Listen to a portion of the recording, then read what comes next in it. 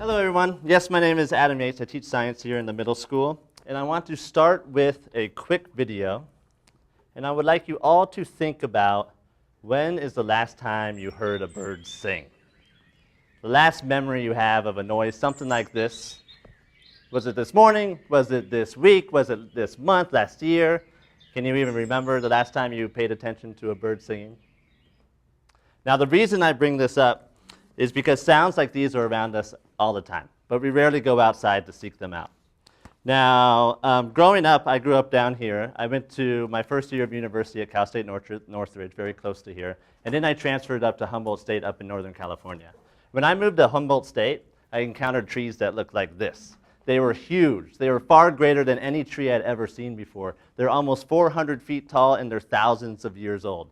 Now, when you come across these trees, you can't help but be inspired by them because they are amazing.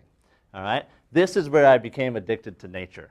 After I left Humboldt State, I moved down to back into California, down to Catalina Island, and I taught outdoor education out there. And I had a lot of amazing experiences outside. But one experience in particular stands out.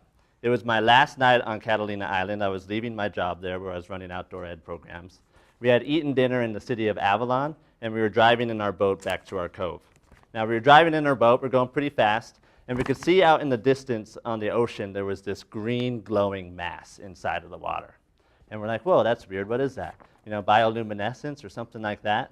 And this green glow was coming closer and closer to us as we were cruising along in our boat. And then all of a sudden, the ocean around us just erupted with dolphins jumping all around our boat. Probably 10, 20, 30 dolphins. Now, our usual routine when this happened during the daytime is we would harness our inner Leonardo DiCaprio, and we would lean out over the boat like this. And it was a small boat, so the water was right there, and you could actually make eye contact with these dolphins.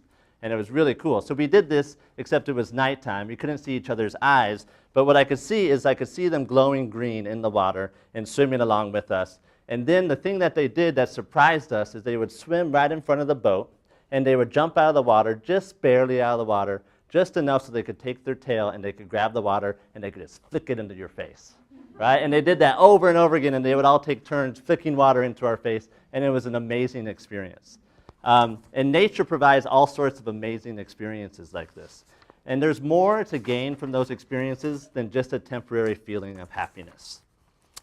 A lot of kids don't get these experiences, or even adults, and there's many reasons for this. There's lack of parks or open space that people have access to.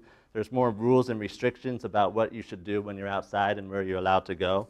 And there's a general fear of being outside and what might be out there. But this lack of time spent outdoors has consequences for people. The following studies I'm going to share with you are from a book, Last Child in the Woods by Richard Louv. From 1997 to 2003, there was a 50% decline in time spent outdoors by children of ages 9 to 12. Now, these declines have serious side effects. A study by Dr. Howard Frumpkin of Emory University found that patients who were recovering from gallbladder surgery would go home quicker and sooner if they simply had a view of trees out their window. Just a view of trees. Now, being outside rather than just looking outside has even more positive effects.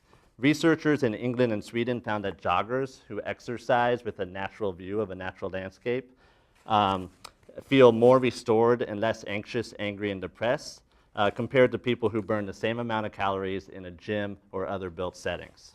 All right?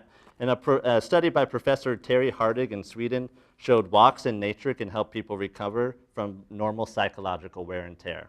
So they had a proofreading activity that they did after this walk, and students who just went on a nature walk did better in this activity compared to people who did the same walk in a city or same distance, and better compared to people who relaxed reading magazines.